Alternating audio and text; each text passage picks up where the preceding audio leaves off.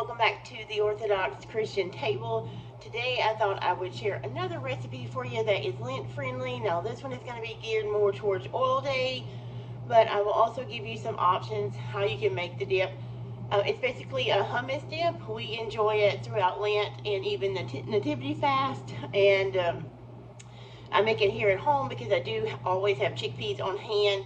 So I thought I would share it for you guys that you can enjoy throughout the Lenten season on your old days as well. Now, I did film this hummus recipe back during Nativity, so back in December. So the clips that I'm going to add here that shows me actually showing the ingredients and making it for you I'm going to have on a Christmas apron, and I'm going to reference holidays and things like that because I was trying to get it out during that time so you would have some great fasting options for like gatherings or coffee hour, like on all oil days for coffee hour, or if you had parties you're going to, so you would have a fast friendly dip that you could enjoy. So note that in this clip that I'm about to add here showing you how to make it. It is back in December. I just got busy with a lot of things, homeschooling and all that, and didn't get it out in time. So my apologies there, but the recipe is still just as good for the Lenten season as it is for Nativity. It's a very healthy dip. It does use olive oil, so we have it on oil days when I use olive oil or avocado oil. On days when we are not wanting to use oil, I do just use some of the extra chickpea juice to thin it out some. Now it's not as hard, not as rich without the oil, and not traditional, but it's also a great way to have your hummus without a lot of excess oil too. So I will let you be the judge of how you like to fix it, but let's jump in. I'm going to put those clips in now of me making the hummus, and I'm going to come back at the end and we'll talk a little bit more. Here's a quick look at the simple ingredients you will need to make this roasted red pepper hummus. And we'll start with the main character or the main ingredient in this recipe. It is chickpeas or garbanzo beans. I can mine, so I always have them. We eat a lot of these. I have a video about how I use them to make chickpea curry. I'll link that up top here. But I am going to drain these, but I'm going to keep that liquid that's in there because I will use that in my hummus. So if you're using canned from the store, you would probably need at least two 15-ounce cans of chickpeas or garbanzo beans. Drain them into a bowl and keep your juice. This is tahini or sesame seeds that I've ground up. I make my own because it is super expensive, but I just buy sesame seeds and make my own. I'll stir that up in there, and then we'll add a couple of tablespoons of that to the hummus. I have a good olive oil. If you use olive oil, make sure it's a good one with a good flavor. Then a little bit of lemon juice. Again, I've talked about this. This is my favorite lemon juice. I get this from Azure. The reason I like it is because it comes in, of course, glass bottles. And you can buy one or buy the case. And the only ingredients is organic lemon juice. No preservatives or anything like that. And then to flavor our hummus today, we're going to do red pepper hummus. So I do have some cheat item here. Instead of roasting a red bell pepper, I have these in my pantry, so I am going to use those. They are just red bell peppers that they have roasted. You can see some of the char already. So those are not very expensive. You can grab them at Walmart or a grocery store. I do put a little bit of cumin in mine, some salt, and some fresh garlic. So I will be back and show you how I measure all that out in the blender, and we can make some fresh, yummy, homemade red pepper hummus. So I got my chickpeas drained. I pulled out about a small red pepper worth. You can tell it did not take up the whole jar. Again, you can see how they've roasted these peppers, so they have those char marks. If you want to go ahead and roast your peppers your own, you can totally do that, but this is my time saver and a sanity saver on busy times for me.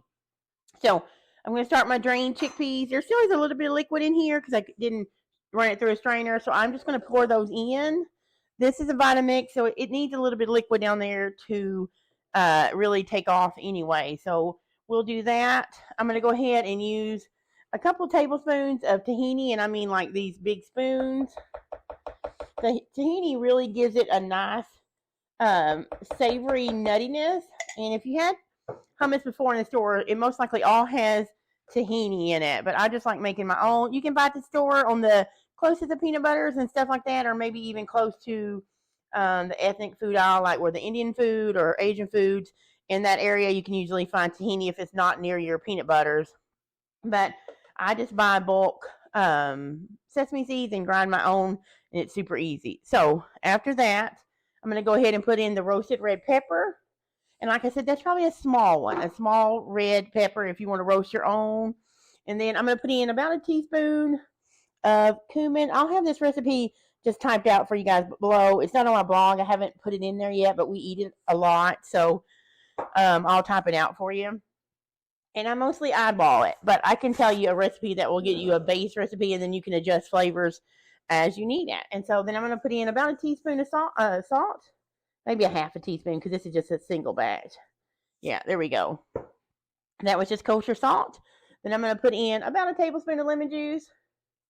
You could do lime juice if you wanted to. I just use what I have on hand, which a lot of times is the lemon juice. So here is the water that I drained, or the chickpea liquid that I drained. So we're keeping that. I'm going to go ahead and turn this around. And I'm going to go ahead and blend it up. Hopefully it won't be too loud for you guys. And this is the olive oil. I'm just going to drizzle it in. It's probably honestly about 1/4 of a cup of olive oil altogether. But if you want to lighten it up, you could use more of the chickpea water. And that will thin this out without using much oil. But a really good olive oil gives it a good flavor. If you don't want to use olive oil, you could use avocado oil, and it works just as well. So let me go ahead and turn this on and see how we go. I'm just going to let that work. And then I am going to go ahead and drizzle in the olive oil, because it doesn't look like it's going to need much water.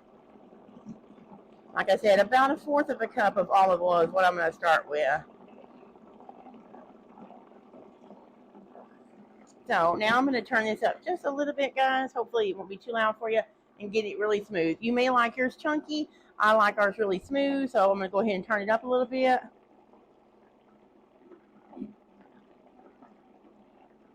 Here we go. Let me check on it. I'm going to taste it really quick and see what it tastes like. It's got a really nice color because of those red peppers.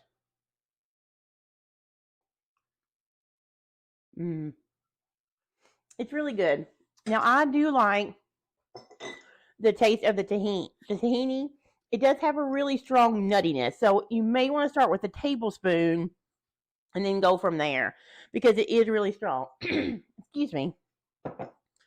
So one thing I did forget to put in there is the garlic. So let me go ahead and do that. And I am just going to do a small clove, and I'm just going to throw it in there and buzz it up. If you don't like raw garlic, you could absolutely saute it, you know, or you could even, if you wanted to, you could simmer your garlic in your olive oil before you pour it in, and then you would have that. But this is just one small clove. I'm going to throw it in there, and I am going to add a touch more lemon juice, and that's it. Let me buzz it one more time. I want to buzz it pretty good so it'll chop up that garlic. And in this amount, one size clove that I use would be really good, so it doesn't overpower the pepper flavor. Okay. Can you see that? I don't know if the camera will do it justice, but it's a really pretty reddish color. I'm going to go ahead and get this in a bowl and dress it up and show you how I serve it with some jicama and some cucumbers. All right, you guys, here is how I would plate up this red pepper hummus. I simply poured it into a bowl. This is just a pretty white bowl, so it would go good on a platter. Then I poured it, and I kind of made a little well with my spoon, and I drizzled in some more of the Greek olive oil that I had. You don't have to do that if you want to. Sprinkle with some coarse salt, and I even put a couple of pieces of those red peppers there. That way it would kind of give your guests an idea. And then the sprinkle you see over it is just paprika that I put on there for more color. So that is how I would serve this red pepper hummus. All right, friends, so that is how I make my easy hummus. Again, it's probably not a traditional recipe, but this is how our family here in America enjoys to make the hummus. It's super easy for me. I always have those chickpeas on hand. I do buy them in bulk. I buy a lot of beans and lentils and legumes in bulk from Azure Standard or Country Life Natural Food. So we eat a lot of that during Lenten season because it is so frugal, and you can make so many different things like the hummus with it. So that is an option if you do prefer dips and things. The hummus we enjoy with like chia seed crackers with fresh vegetables, different things like that. And again, if you don't want to use the oil, you could use some more of that chickpea water that I showed you to thin it out to give you a thinner hummus. But you can also cut back on the oil if you'd like to make it thicker, but it does thicken up a little bit in the fridge. It won't, if you get it too runny, it's going to be runnier, but if you just get it to the right consistency, it will thicken up as it sets in your refrigerator. It travels well, so if you want to make it a couple days ahead to make for coffee hour or to just store in your fridge to eat on your throughout the week, you can do that because it keeps really well for up to a week in your fridge as long as it's covered tightly in an airtight container. So that's an easy recipe. Again, like I said, probably not traditional. There are probably more traditional out there, but it is an easy, quick, and frugal idea for us here during Lent season. So I hope you guys have a wonderful Lent season. I hope to bring you more recipes that's helpful to you guys. And if there's anything you'd like to see, let me know. The next thing I'll be sharing with you guys are some of our easy peanut butter protein balls. I'm actually working on that video later today, so hopefully I'll get that out for you guys in a few days as well. It is very kid friendly, and even myself and my husband love them as well. Super easy and lots of things you can do to them. So until that video comes out, I pray blessings on your Lenten season, and we'll see you next time.